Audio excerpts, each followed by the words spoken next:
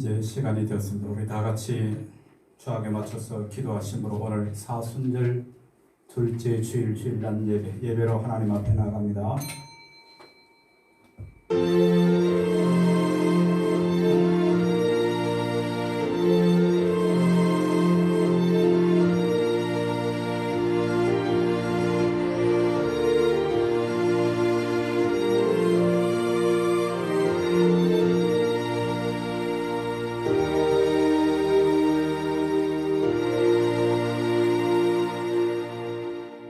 하나님이여, 주는 나의 하나님이시라. 내가 간절히 주를 찾되 물이 없어 마르고 황폐한 땅에서 내 영혼이 주를 갈망하며 내 육체가 주를 앙모하나이다. 내가 주의 권능과 영광을 보기 위하여 이와 같이 성소에서 주를 바라보았나이다. 주의 인자심이 생명보다 나음으로 내 입술이 주를 찬양할 것이라. 아멘. 독생자를 아끼지 아니하시고 십자가에 내어 주시기까지 우리를 사랑하시는 하나님 아버지, 주님께서 세상의 멸시를 받으시고 사람들에게 버림을 받으셨으나 하나님께서 함께 하시고 그 고난을 이기게 하시고 승리하심을 감사드리옵나이다. 성부의 뜻을 받들어 예수님께서 지신 십자가의 고난이 점점 다가오고 있는 이 사순절 두 번째 주일입니다. 오늘 또 예배하는 이 시간 성령님께서 저희들의 몸과 마음을 이끌어 주셔서 십자가로 더욱 가까이 나가게 하여 주시옵소서. 십자가 앞에 엎드릴 때 심령 깊은 곳에서 우러나오는 회개가 있게 하시고 세상 죄를 담당하신 어린 양 예수님께 올려드리는 감사의 찬양이 있게 하여 주옵소서. 우리 죄를 대속하시려고 십자가를 주신 예수님의 이름으로 간절히 기원하옵나이다. 아멘. 우리 다 같이 사도신경으로 신앙을 고백하겠습니다. 나는 전능하신 아버지 하나님 천지의 창조주를 믿습니다. 나는 그의 유일하신 아들 우리 주 예수 그리스도를 믿습니다. 그는 성령으로 잉태되어 공정녀 마리아에게서 나시고 본디오 빌라도에게 고난을 받아 십자가에 못 박혀 죽으시고 장사된 지 사흘 만에 죽은 자 가운데서 다시 살아나셨으며 하늘에 오르셔 전능하신 아버지 하나님 우편에 앉아 계시다가 거기로부터 살아있는 자와 죽은 자를 심판하러 오십니다. 나는 성령을 믿으며 거룩한 공교회와 성도의 교제와 죄를 용서받는 것과 몸의 부활과 영생을 믿습니다. 아멘. 우리 다 같이 찬송가 5장 찬송을 드리겠습니다.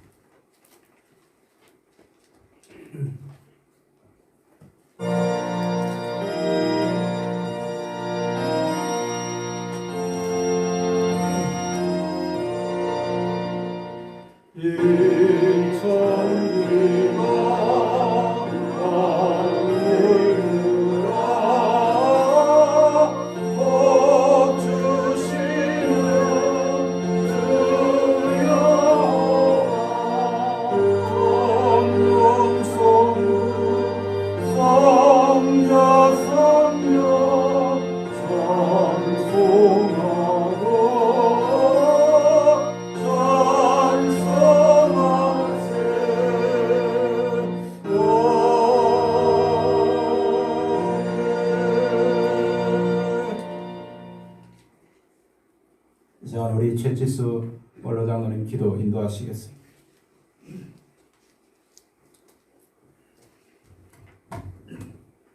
사랑과 은혜가 풍성하신 하나님 아버지, 저희들을 특별히 사랑하여 주셔서 주의 자녀로 살아가게 하시고 한 주간의 삶도 우리의 건강과 생명을 연장시켜 주시며 주의 은총 가운데 살아가게 하시니 감사합니다. 그리스도 안에서 온전히 살아가야 할 우리의 삶이 모습이 아직도 육신에 매여서 말씀대로 살지 못하고 미워하고 시기하며 분쟁하는 주는 것보다 받는 것을 좋아하며 이웃을 돌아보지 못하는 저희들의 삶입니다.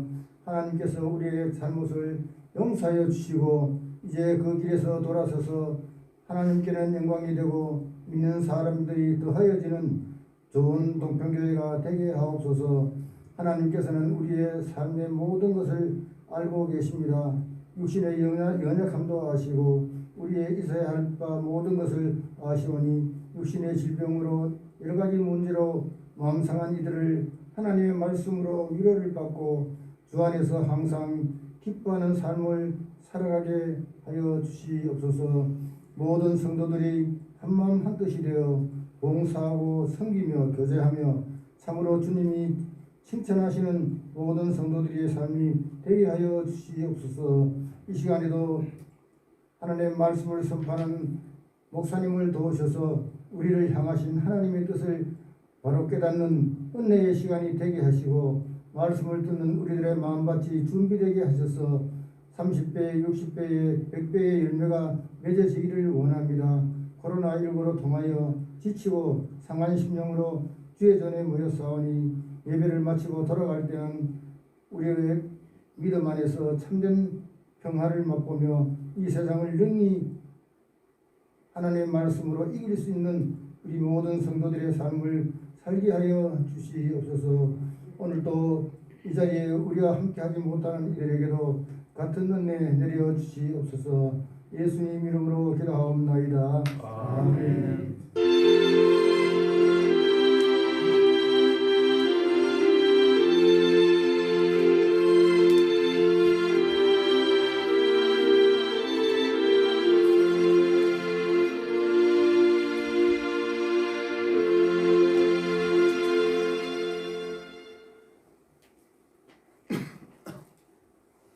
우리 찬송가 44장 찬송을 한번 드리겠습니다. 찬송가 44장.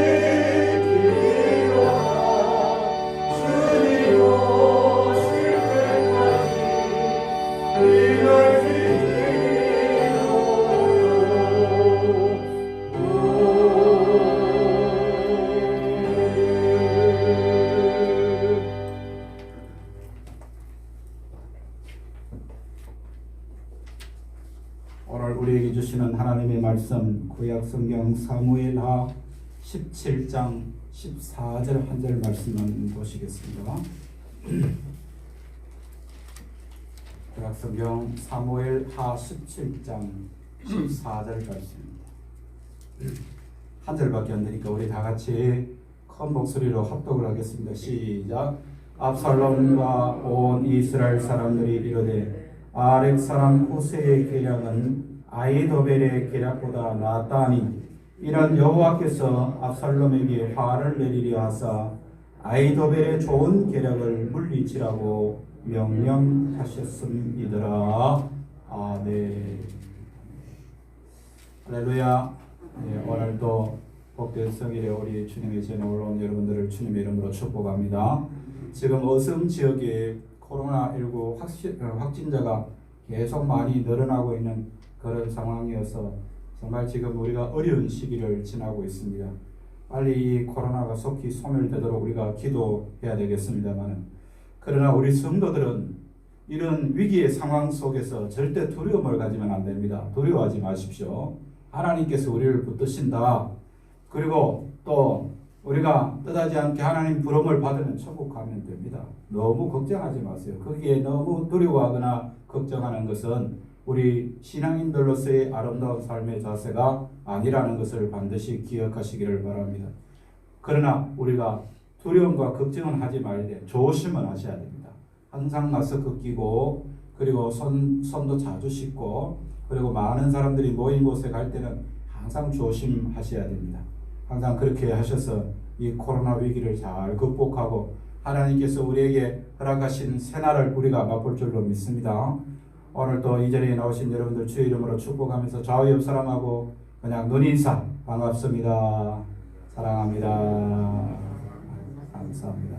오늘 이 자리에 예배 자리에 나오지 못하고 오늘 또 영상으로 예배를 드리는 성도들에게도 하나님의 은혜가 함께 하시기를 축복합니다.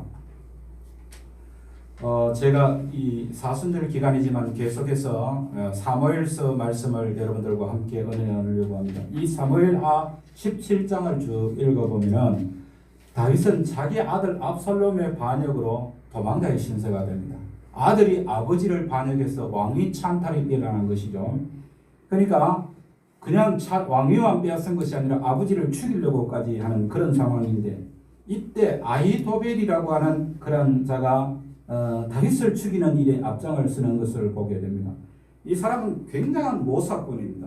일찍부터 다윗에게 충성을 맹세했다가 이제 그 다윗의 아들 압살롬이 반역을 일으킬 때 다윗을 배신하고 압살롬의 반역에 큰 공을 세우려고 압살롬 편에 붙은 사람이죠. 앞서 우리가 16장 20절 이하 24절까지의 말씀을 보면 이 아히도벨이 얼마나 지독한 계략으로 다윗과 압살롬의 관계를 깨뜨리는가 하는 것을 알 수가 있습니다. 만약에 압살롬과 다윗이 다시 화해하게 되면 다윗을 배신한 이 아히도벨은 굉장히 입장이 곤란해지는 그런 상황이 되게 됩니다. 그러니까 아버지와 아들이 영원히 화합할 수 없는 그런 관계를 만들어버리는 것이 이 아히도벨의 계략입니다. 그래서 여러 사람이 보는 앞에서 압살롬이 아버지 다윗이 사랑했던 후궁을 취하게 하고, 또 레위기서에 보면 우리가 성경에서 보는 대로 아버지의 아내를 취하는 자는 죽이라고까지 성경에 기록되어 있는데, 율법으로 용납할 수 없는 죄악을 다윗의 아들 압살롬이 그런 죄를 짓도록 유도를 한 사람이 아히도벨이라는 사람입니다. 압살롬이 아버지의 아내를 취하게 함으로 아히도벨은 이 압살롬과 다윗을 영원히 화해할 수 없는 그런 관계로 만들었다는 것이죠. 그리고 오늘 우리가 보는 이 사무엘하 17장 1절 이하를 쭉 보게 되면 다윗이 지금 압살롬의 반역으로 굉장히 지쳐 있을 때 자기에게 12,000명의 군사를 주면 쫓아가서 다윗을 죽이겠다고 또 다른 계획을 세우는 것이죠. 즉 도망칠 틈을 주지 말고 단숨에 다윗을 죽여야 후환이 없을 것이라는 그런 이야기입니다. 자, 압살롬이 아버지의 후궁을 취하라는 아히도벨의 제안을 주저하지 않고 받아들였습니다. 그러나 다윗의 생명을 위협하는 이 계략에 대해서는 다윗의 친구였던 후세라는 사람을 불러서 그에게 자문을 구합니다. 이때 하나님께서 압살롬이 아히도벨의 계략이 아니라 후세의 이야기를 듣고 아히도벨의 계략을 포기하고 후세를 통해서 듣게 되는 그런 이야기를 따라가게 되는 것이죠. 그래서 다윗이 위기를 피할 수 있는 기회를 하나님께서 허락해 주시는 것입니다. 우리가 죄를 범해서 하나님께서 여러 가지 환경적으로 대인관계 속에서는요, 하나님께서 항상 어떤 사람을 세워서 어떤 환경을 통해서 사람 막대기와 또는 인생 채찍으로 어려움을 당하게 하실 때가 있습니다. 지금 다윗이 겪고 있는 이 아히도벨이라는 그런 사람 막대기 인생 채찍을 통해서 하나님께서 다윗을 다루고 계시는 것을 우리가 보게 되는 것이죠. 다윗은 천신만고의 고생을 하고 있지만은 그의 생명만큼은 하나님께서 지켜주고 계시는 것을 볼 수 있습니다. 아히도벨은 지금까지 목숨을 바쳐서 충성을 다했던 군신의 관계를 저버리고 반역자 다윗의 아들 압살롬을 추종하게 되는 것이죠. 사무엘하 16장 23절의 말씀에 보면 이런 말씀이 있습니다.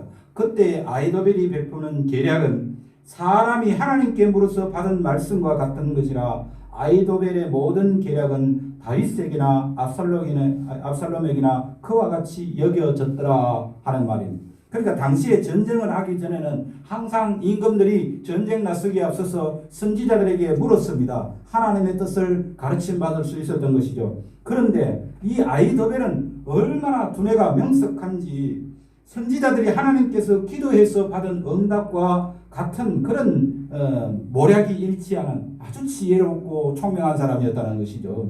그래서 그는 다윗에게 있었을 때는 다윗을 향해 충성을 했지만은 압살롬에게 있을 때는 결국은 다윗을 공경에 빠뜨리는 일에 기가 막힌 모사가 되었던 것입니다.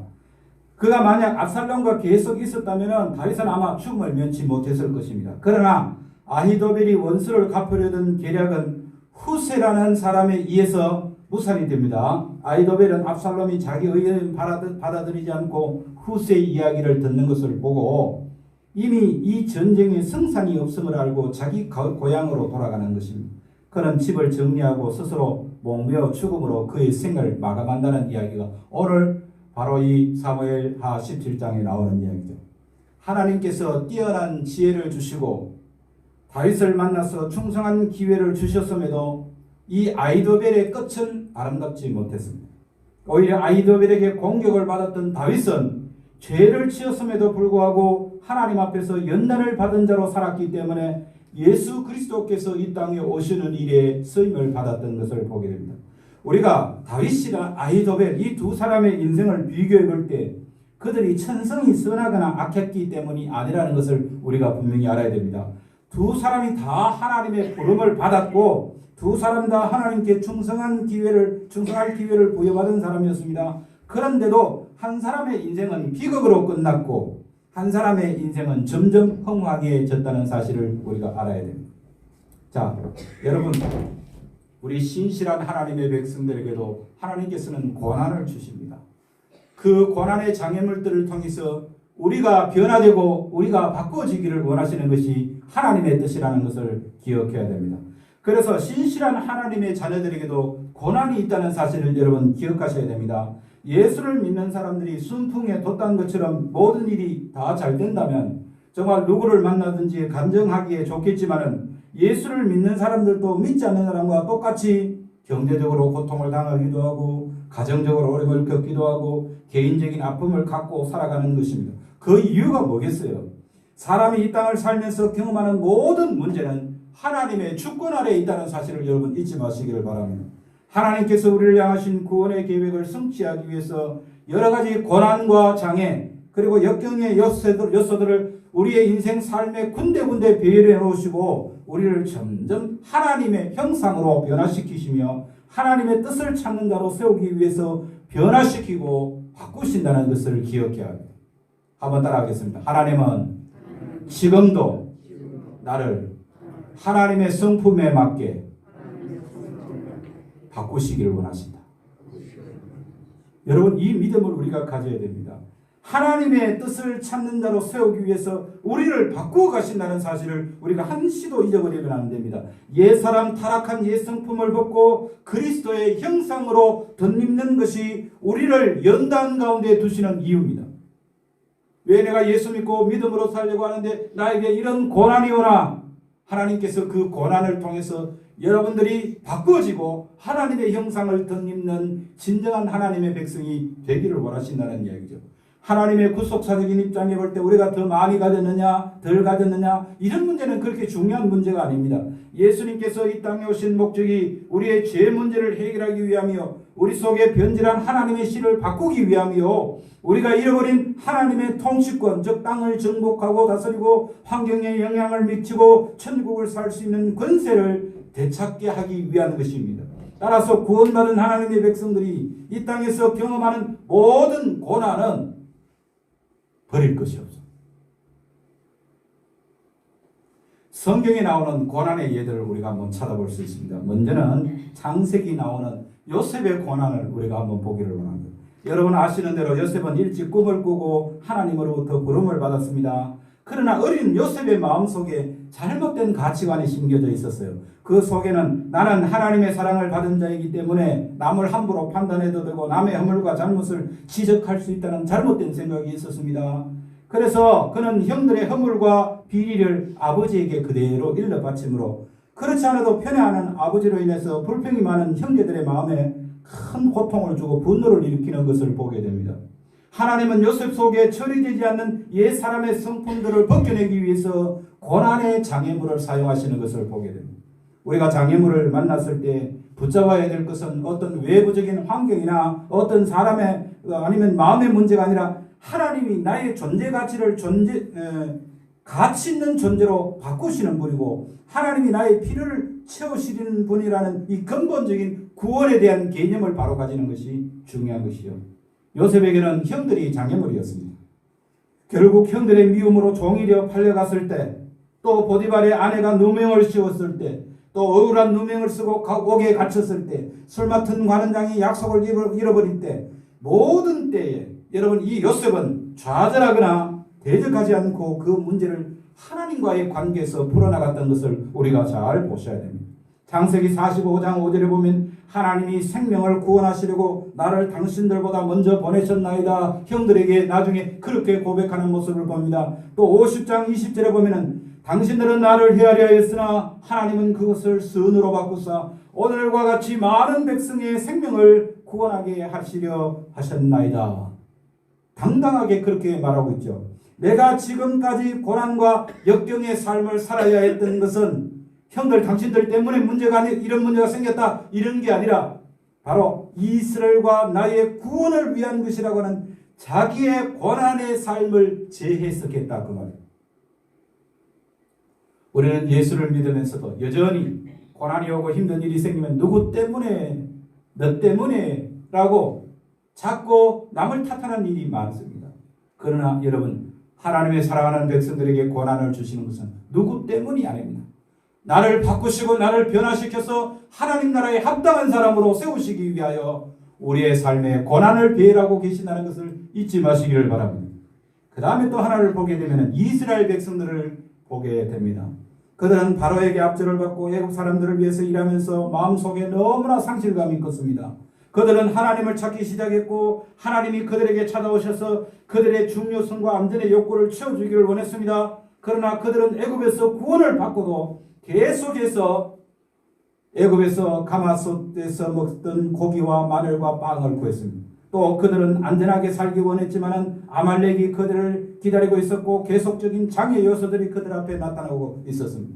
이스라엘 백성들이 돈이나 물질을 삶의 목표로 삼았을 때는 끝까지 충족되지 않았다는 것입니다. 왜냐? 인간의 참된 욕구는 근본적으로 하나님만이 채울 수 있기 때문입니다. 여러분 우리 믿음의 성도들이 반드시 가져야 되는 삶의 가치관이라는 것이 어떤 것이냐면 내 삶의 진정한 만족은 하나님께서 채우신다. 이 믿음을 한시도 잊지 말아야 됩니다. 하나님은 이 사실을 깨닫게 하시려고 계속 우리에게 장애를 주십니다. 이것이 광야입니다. 광야를 지나면서 정말로 구해야 할 것이 무엇인지를 알게 하시고 우리가 기도하고 취해야 할 목표가 무엇인지를 알게 하는 것이죠. 빵이 없어서가 아니라 물이 부족해서가 아니라 그들의 갈증을 다른 것으로 채우려고 했기 때문에 그들의 방황은 끝나지 않았던 것입니다. 고난 가운데 있는 지금 진정한 하나님의 마음이 무엇인가를 빨리 이해해야 가나안의 약속에 도달할 수가 있는 것입니다. 자, 그렇다면 오늘도 한 가지를 봅시다. 아이도벨과 다윗의 고난을 한번 살펴보겠습니다. 아이도벨이 다윗을 만났을 때 그 마음속에 출세하고 싶은 갈망이 아마 있었을 것입니다. 그래서 다윗에게 충성도 많이 했겠죠. 그가 또 자기 나름대로 생각을 가지고 출발을 했는데 장애물을 만난 것입니다. 아이도벨은 다윗을 자기 인생을 망치는 악한 사람으로 생각하고 그 문제를 하나님과의 관계에서 보려고 하지 않고 사람을 대적하고 원수 맺는 것으로 자기의 갈망을 풀고자 했다는 거예요. 아이도벨이 만난 또 하나의 좌절은 압살롬을 선택해서 다윗에게 원수를 갚으려고 하는데 압살롬이 자기의 제안을 받아들이지 않고 후세라는 사람의 다른 사람의 이야기를 받아들여서 자기의 계략을 무너뜨린 것입니다. 예. 결국 아이도벨은 하나님께서 또다시 장애 요소를 주셨을 때 이것을 나의 옛사람을 처리하고 돌이켜서 하나님의 의로 채우시기 위해 주신 하나님의 배려로 생각하지 못하고 결국은 이 아이도벨은 자살하고 말았습니다. 그러나 여러분 다윗은 어떻습니까? 다윗을 살펴보면 우리가 쉽게 생각하는 것처럼 다윗은 훌륭한 위인이 아닙니다. 그는 아주 본능적인 정욕을 견디지 못해서 자기의 충신까지 죽였던 파렴치한 모습을 가졌던 사람인 것이죠. 그는 자기에게 주어진 권력을 자기의 야망을 이루는 일을 위해서 사용했습니다. 그는 자기 힘으로 우리아를 죽이고 바세바를 빼앗았던 것입니다. 이때 다윗에게는 여러분의 장애물이 나타나는 것을 우리가 앞서 보았습니다. 첫 번째는 갓 태어난 아이가 죽고, 두 번째는 사랑하는 딸 다말이 배다른 형제의 추행을 당하게 되고, 세 번째는 압살롬이 다말을 추행한 암논을 죽이는 살인사건이 일어나, 네 번째 압살롬이 다윗의 왕위를 찬탈하는 이런 어떤 다윗의 인생에 있어서 장애물이 나타나는 것을 보게 됩니다. 장애물을 만난 다윗이 그 시련들 앞에서 어떻게 행동했는가 하는 것을 우리가 살펴보면 하나의 예를 들면 16장의 시므이가 압살롬의 반역을 통해서 도망치는 이 다윗을 향하여 욕을 하며 쫓아와서 돌을 던지고 합니다. 그래도 한 나라의 왕인데 한 나라의 백성이 욕을 하면서 돌멩이를 던지고 있다. 여러분 기가 막힌 아닙니까? 어려움에 빠졌을 때 그를 위로하기는 그냥 오히려 비난하고 죽이려고 덤비는 사람이 생겼다는 이야기입니다. 그러나 다윗은 감정이나 절망으로 풀지 않고 이 장애물을 하나님과의 관계로 풀었습니다. 하나님이 자신을 징계하려고 정결케 하려고 주신 고통이다. 그렇게 해석을 했다 이 말입니다. 압살롬이 그를 죽이려고 쫓아옵니다. 주변에 생명을 바치고 따르는 장수들이 많이 있었지만 그는 대적하지 않고 계속 피해 다닙니다. 이 모든 고난이 하나님의 섭리 하에서 이루어지는 것이다. 그렇게 해석을 했다 이 말입니다. 우리가 이 땅을 살면서 성공과 행복을 얻기 원하지만 위기를 만날 때가 많습니다. 네. 많은 사람으로부터 어려움을 당하기도 하고 내 속에서 견딜 수 없는 절망과 좌절이 나를 위협할 때도 있습니다. 그리고 환경이 우리를 너무 힘들게 할 때도 있습니다. 지금처럼 코로나로 인해서 우리가 너무 힘든 시기를 지나고 있는데 그래도 우리는 그만큼 그나마 괜찮은 것 같습니다. 정말 힘들어하는 사람들 많이 봅니다. 네. 그러나 우리가 이런 장애물을 만날 때 그 장애물은 우리를 망하게 하는 것이 아니고 우리를 정결케 하기 위한 하나님의 특별한 연단 과정으로 이해하는 것이 중요합니다. 우리가 인생을 살다 보면 상처 없는 사람 없습니다, 여러분. 어쩌다가 가끔 상처 없는 사람이 있는데 그런 분들은요 기적 같은 사람입니다. 상처가 없으면 사람이 성숙할 수가 없는 것이죠. 여러분 진주저개 안에 작은 이물질이 들어가서 상처를 내면은 이 상처를 보호하기 위해서 그 진주저개 안에 진액이 나오죠. 이 진액과 이물질이 계속 엉기면서 그 이물질이 점점 어떻게 됩니까? 영롱한 진주로 만들어지는 겁니다. 부모에게 상처를 받고 성장합니다. 이웃에게 또는 믿었던 친구에게 어려움을 당합니다. 심지어는 자기 자신에게도 절망당할 수 있습니다. 그러나 복음 안에서 우리가 하나님의 인도하신 구원의 과정을 깨닫게 되면 장애물은 나를 죽이는 것이 아니고 옛사람을 처리하고 하나님의 형상으로 나를 바꾸시고 변화시키시려고 하는 하나님의 의라는 사실을 우리는 분명히 깨닫게 되는 것입니다. 내가 돈이나 남편이나 아내나 아이를 믿고 살아가면 하나님은 그들을 장애물이 되도록 바꿔버리실 때가 있습니다. 내가 신뢰했던 건강, 내가 믿었던 사람이 나를 배신하고 기대했던 것들이 오히려 내게 고통을 주는 경우가 있습니다. 예수 그리스도를 내 인생의 구세주로 만나게 하시려고 예수님보다 더 우리의 관심을 끌거나 마음에 지배하는 것이 있게 될 때 하나님은 그것들을 정리시키는 것입니다. 가지치기를 하시는 것입니다. 여러분, 가지치기 아시죠? 조금 이따 영상 하나를 보실 텐데 가지치기. 우리가 이런 장애물을 만날 때마다 하나님의 손길을 의식하고 이 고난이 온 이유와 의미를 잘 생각해 봐야 해요. 이 사순절은 그것을 묵상하는 계절입니다.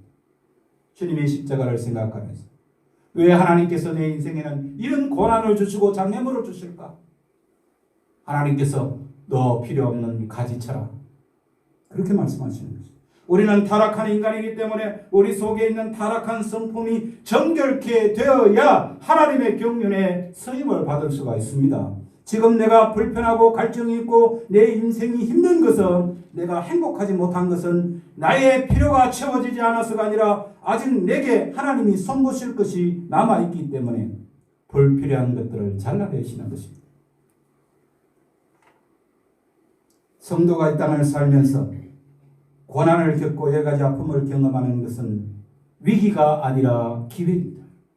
그러므로 우리 성도들이 고난을 당할 때 어떤 태도를 가져야 할까? 그래서 제가 성경 한 곳을 여러분들과 같이 읽어보려고 합니다. 화면을 잘 보시기를 바랍니다. 고린도전서 10장 말씀입니다. 먼저 1절, 2절 말씀을 같이 한번 읽어보겠습니다. 형제들아, 나는 너희가 알지 못하기를 원하지 아니하노니 우리 조상들이 다 구름 아래 있고 바다 가운데로 지나며 모세에게 속하여 다 구름과 바다에서 세례를 받고, 하나님께서 이스라엘 백성이 가는 곳에 광야를 준비해놓고 계속 장애를 겪게 하신다는 말입니다. 이스라엘 백성들은 40년 동안 자기를 부인하고 자기를 포기하는 세례받는 일을 했습니다. 세례가 뭡니까 여러분? 세례는 자기를 내려놓고 자기를 포기하는 일, 주님을 모셔드리는 일이 세례인 것이죠. 그들이 붙잡고 있는 거짓된 망상을 깨뜨리기 위해서 하나님이 40년간 고난을 주셨다, 그런 이야기입니다. 5절을 한번 보시길 바랍니다. 시작. 그러나 그들의 다수를 하나님이 기뻐하지 아니하셨으므로 그들이 광야에서 멸망을 받았느니라. 그들은 가나안을 유업으로 누릴 수 있는 그 장자권을 놓쳐버렸다는 것입니다. 하나님이 그것을 보장해 놓으셨는데 이스라엘 백성이 허망한 생각에 붙잡혀서 그것들을 상실하게 되었다는 그런 이야기죠. 자, 6절 7절 한번 더 읽어봅니다. 이러한 일은 우리의 본보기가 되어 우리로 하여금 그들이 악을 즐겨하는 것 같이 즐겨하는 자가 되지 않게 하려 함이니 그들 가운데 어떤 사람들과 같이 너희는 우상 숭배하는 자가 되지 말라. 그 다음 또 읽어봅니다. 8절에서 11절까지 말씀 시작. 그들 중에 어떤 사람들이 엄행을 하다가 하루에 23,000명이 죽었나니 우리는 그들과 같이 엄행하지 말자. 그들 가운데 어떤 사람들이 주를 시험하다가 뱀에게 멸망하였나니 우리는 그들과 같이 시험하지 말자. 그들 가운데 어떤 사람들이 원망하다가 멸망시키는 자에게 멸망하였나니 너희는 그들과 같이 원망하지 말라. 그들에게 일어난 이런 본보기가 되고 또한 말세를 만난 우리를 깨우치기 위하여 기록되었느니라. 마지막 13절을 보겠습니다. 같이 읽습니다. 사람이 감당할 시험밖에는 너희가 당한 것이 없나니 오직 하나님은 미부사 너희가 감당하지 못할 시험당함을 허락하지 아니하시고 시험당할 점에 또한 피할 길을 내사 너희로 능히 감당하게 하시느니라. 아멘. 아멘. 그리스도인들은 환경 때문에 많은 사람이 없습니다. 반드시 하나님께서 이기게 하시고 피할 길을 주신다는 사실을 여러분 기억하시기를 바랍니다. 여러분, 그러나 우리가 우리의 마음을 하나님의 뜻에 하나님의 목적에 맞추지 않고 자기 욕심을 따라갈 때는 사람은 광야 생활을 벗어나지 못하고 결국은 망하게 되는 것입니다. 여러분, 우리가 어려움을 당할 때 우리가 고백해야 할 가장 중요한 것은 하나님, 이 어려움 때문에 나는 망하지 않을 줄로 믿습니다. 하나님이 나를 붙들어 주실 줄로 믿습니다. 반드시 이기게 해 주실 줄로 믿습니다. 하나님의 주권이 나를 다스리시고 나를 인도하실 줄로 믿습니다. 라고 하는 고백이 우리에게 있어야 하는 것이죠. 그래서 고린도전서 9장 25절의 말씀에 보면은 같이 한번 읽어보겠습니다. 이기를 다투는 자마다 모든 일에 절제하나니 그들은 썩을 승리자의 관을 얻고자 하되 우리는 썩지 아니할 것을 얻고자 하노라. 아멘. 사도 바울은 이스라엘 백성들이 자기들의 욕심, 자기들이 붙잡고 있는 거짓된 구원관을 버리지 않고 대신에 하나님을 버렸다는 거예요. 우리도 지금도 믿음을 가지고 있다고 하지만 여전히 버려야 할 세상의 것들을 붙들고 하나님을 버리고 살아가는 자가 없는지 우리 자신을 돌아봐야 합니다. 그래서 그는 자신의 육체가 원하는 대로 따라가지 않고 바울과 같이 자기 자신의 몸을 쳐서 하나님께 복종시킨다고 고백했습니다. 우리가 이 땅을 살면서 인생의 장애물을 만났을 때 사람을 대적하거나 환경을 원망하지 않고 하나님과의 관계에서 문제를 풀면 반드시 풀리게 될 줄로 믿습니다. 여러분, 우리에게 예수 그리스도를 보내셔서 아담이 잃어버렸던 하나님의 형상과 통치권을 주시기를 계획하셨기 때문입니다. 이 부르심의 목적을 이해하고 빨리 자기 자신을 내려놓고 예수 그리스도를 붙잡는 사람은 가나안의 풍성함을 누릴 수가 있는 것입니다. 고난은 사람을 연단합니다. 광야의 여정 장애가 있는 길은 그것은 결코 실패의 길이 아니고 우리가 정결하게 되고 하나님 앞에 귀히 쓰임받는 복된 길인 줄로 믿습니다. 지금의 고난, 장애의 시간들은 하나님의 계획 때문입니다. 광야는 내가 하나님을 설득시키는 곳이 아니라 하나님이 나를 바꾸시는 곳이 광야입니다. 그러므로 지금 우리는 광야의 시간을 지나고 있는데 그것은 하나님이 나를 바꾸시려고 하는 시간들입니다. 광야가 없는 사람은 정결함이 없습니다. 장애를 두려워하게 되면 정결케 될 수가 없습니다. 고난당할 때 하나님이 나를 버리셨다 생각하지 말고 나를 당신의 형상으로 당신의 대행자로 세우기 위해서 나를 손보기 시작하셨다는 것을 믿어야 됩니다. 광야는 애굽과 다릅니다. 애굽에서는 하나님의 은혜의 선택 또 약속을 보여주시기 위해서 탐욕과 불순종도 용납해 주셨지만 아무런 조건 없이 나를 찾아오셔서 받아주시고 나에게 맞춰주셨지만 그러나 광야는 하나님이 나에게 맞춰주는 것이 아닌 내가 하나님께 맞춰야 되는 것입니다. 계속 내 욕심이나 고집을 세우시면 기도에 응답이 있다 할지라도 내 영혼은 점점 연약하게 됩니다. 내 뜻을 이루기 위함이 아닌 주님의 뜻을 이루기 위해서 그 영광을 드러내기 위해서 우리를 부르셨기 때문에 많이 버리고 많이 낮아지고 많이 자기 자신을 부인해야 됩니다. 가나안은 내 왕국이 아닌 하나님의 왕국입니다. 하나님의 통치가 나를 통해서 실현될 것입니다. 내가 하나님의 대행자가 되어야 하나님의 질서가 나타나는 것이죠. 나를 쳐서 복종시키는 훈련이 된 자만이 그곳에서 주님의 뜻을 이루어 드릴 수가 있습니다. 하나님은 연단의 기간, 우리가 겪는 고난과 장애물을 통해서 우리의 소원이 아니라 하나님의 소원을 보게 하시는 것입니다. 얼마나 힘들고 얼마나 고생했느냐 그런 것 자꾸 헤아리지 말고 하나님께서 지금 예수 믿는 내가 평생을 예수 믿으면서 하나님이 나를 얼마나 바꾸셨는지 내가 하나님 앞에 얼마나 변화되었는지 우리 자신을 늘 돌아봐야 하는 것입니다.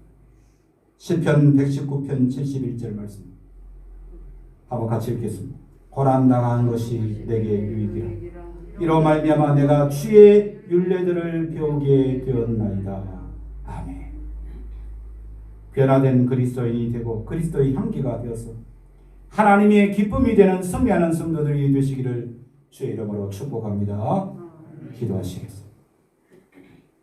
우리가 절망할 때 낙심하지 않게 우리를 붙드시는 아버지 하나님, 우리가 세상 살면서 아무리 힘들고 어려운 고난이 있을지라도 낙심하지 않고 하나님만 바라보고 살게 하심을 감사드립니다. 하나님이 원하시는 인생이 무엇인지 알게 하시고 그리스도만이 나의 유일한 구원이요 나의 메시아이심을 고백하고 내 욕심 버리고 주님을 따라갈 수 있도록 도와주옵소서.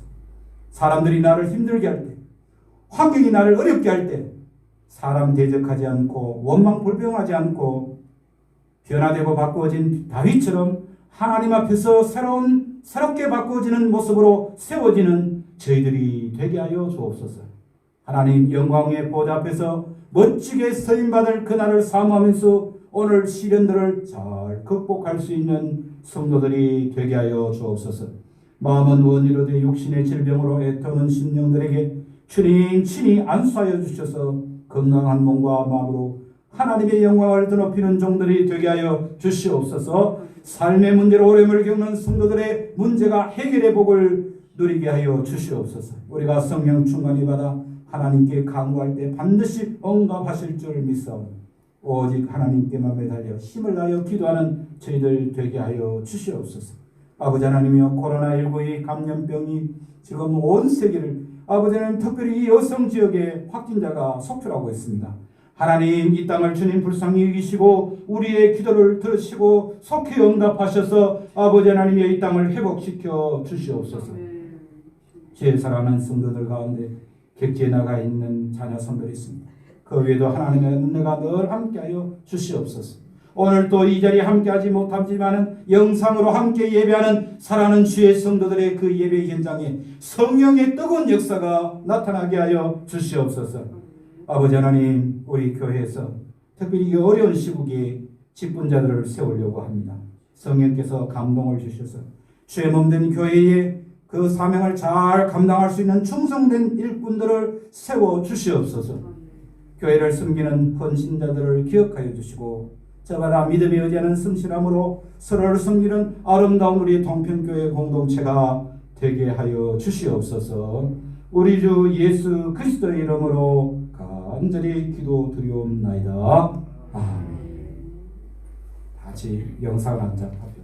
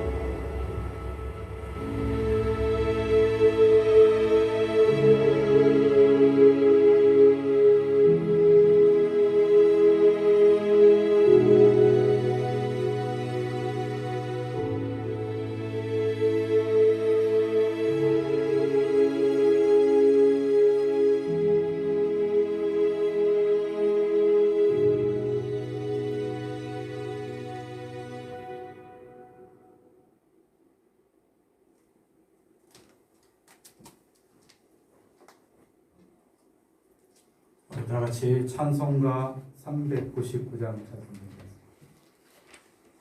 399장.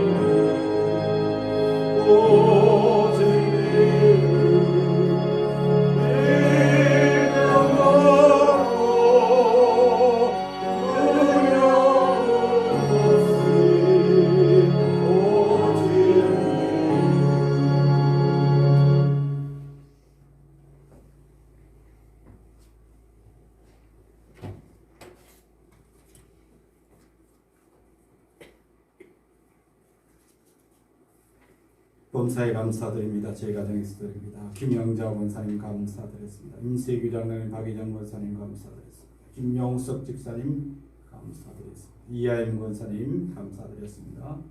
김석교 집사님 생일 감사드렸습니다. 범사에 감사 오정자 권사님 드렸습니다.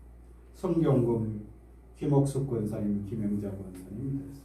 기도하시겠습니다.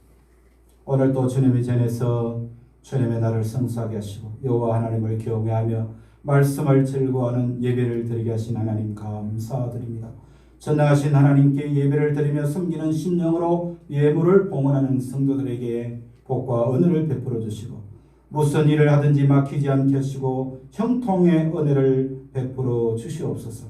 환난과 역경 중에서도 십자가를 바라보며 힘과 소망을 얻어 승리케 하심을 감사하여 주신 예물로 봉헌합니다. 아름다운 향기를 바라는 11조 예물을 드립니다. 겸손한 마음으로 하나님의 소유를 봉헌하는 것이 되게 하여 주시옵소서. 여러 가지의 제목으로 감사 예물을 드리는 성도들에게 기쁨이 넘치게 하시고 삶 전체가 평온하며 즐거움이 가득하게 하여 주옵소서. 또 순경금을 드립니다. 여러 가지 목적헌금을 드립니다. 생일헌금을 드립니다. 또 주일헌금을 드립니다. 이 예물이 하나님 나라 보좌의 곳간에 아름답게 사해지는 귀한 예물이 되게 하여 주시고, 서해지는 곳마다 하나님의 뜻이 실현되고 죽은 생명들이 살아나는 놀라운 역사가 나타나게 하여 주시옵소서. 드리는 자마다 하늘이 주는 참 생명과 평강을 누리게 하여 주시옵소서. 감사하는 영혼의 하나님의 말씀을 통하여 활기가 넘치게 하시고 우둔한 자에게는 지혜를 허락하여 주시옵소서. 교회에서 여러 모습으로 헌신하는 성도들에게 풍성한 하늘의 은혜가 넘치게 해주시기를 우리 구주 예수님의 이름으로 축복하며 감사 기도 드리옵나이다. 아멘. 교회 소식을 전합니다. 추보를 참고하시기를 바랍니다. 온라인으로 예배를 드리는 분들은 추보 이미지를 다 보내드렸기 때문에 추보를 다 참고하시기를 바랍니다. 오늘은 사순절 두 번째 주일입니다. 사순절 기간은 그리스도께서 십자가를 지신 고난을 묵상하며 금식하고 회개하고 절제하고 영적 훈련을 통해서 삶을 깊이 성찰하는 절기입니다. 그래서 경건에 임쓰시는 절기가 되도록 애쓰시기를 바랍니다. 제가 말씀 전에도 드렸습니다만 어성지역 코로나19 감염병의 재확산으로 오늘부터 주일 오후 예배 또 수요 기도회 새벽 기도회를 잠정 중단하겠습니다. 특별히 우리 행정당국 면사무소에서 부위원장이 전화를 하셔가지고 저한테 목사님 정말 부탁을 드립니다. 예배를 좀 멈춰주시면 좋겠습니다. 그러길래 주일 낮 예배는 최소 인원으로 모여서 아프신 분들은 못 오게 하고 그렇게 예배를 드리고 나머지는 제가 잠시 중단하도록 하겠습니다. 제가 그렇게 약속을 드렸습니다. 그래서 여러분들 그렇게 하시고 주일 낮 예배 한번 드리는 그 예배 혹시 참여 못하시는 분들은 꼭 영상으로 여러분 예배에 참여하시기를 바랍니다. 그리고 감염병 예방 기본 수칙 준수와 건강관리에 항상 유의하시고 또 코로나19가 빨리 소멸될 수 있도록 여러분들 항상 기도에 힘써주시기를 바랍니다. 그리고 교회 부흥과 병중에 있는 성도들을 위해서도 여러분 계속 기도해 주시고 기도와 물질로 성결의 열매를 위해서도 기도 힘써주시기를 바랍니다. 늘 광고 드린 대로 4월 11일 주일 낮 예배 후에 항존 직분자 장로 1명, 안수 집사 1명, 권사 3명 선출을 위해서 주님께서 충성된 일꾼들을 세워주시도록 우리 인간의 방법이 아니라 하나님께서 세워주시는 일꾼들이 세움받도록 위해서 기도로 준비해 주시기를 당부를 드립니다. 자, 그래서 한 주간 동안 추위를 지켜보고 새벽 기도회나 또 수요 예배도 다시 빠른 시간 내에 회복하도록 그렇게 하겠습니다. 여러분 그렇게 양지해 주시기를 당부를 드립니다. 우리 다 같이 일어나셔서 마지막 찬송가 620장 찬송을 620장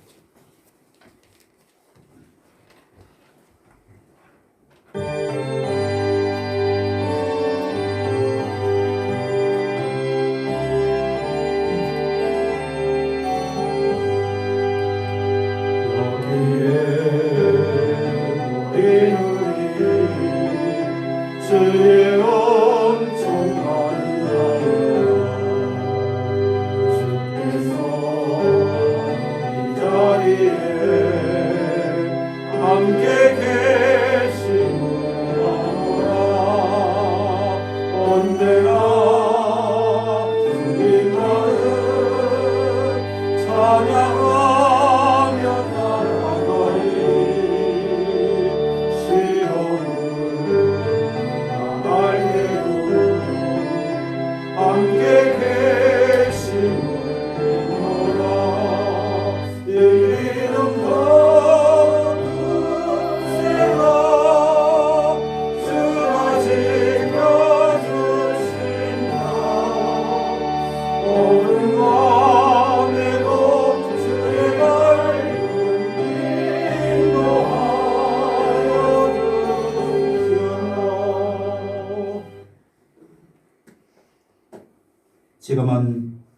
우리를 살리기 위하여 십자가를 지신 예수 그리스도의 무한한 은혜와 영원히 돌봐주심을 약속하시는 하나님 아버지의 그 사랑하심과 우리에게 변화되어 담대한 인생으로 살아갈 수 있도록 도우시는 성령님의 역사하심이 오늘 예배하며 주신 말씀을 통해 고난이 나를 바꾸시는 하나님의 사랑을 깨달은 심령들 위해 저들의 가정과 주의 몸된 이 교회 위에 이제로부터 영원토록 항상 함께 있을지어다. 아멘.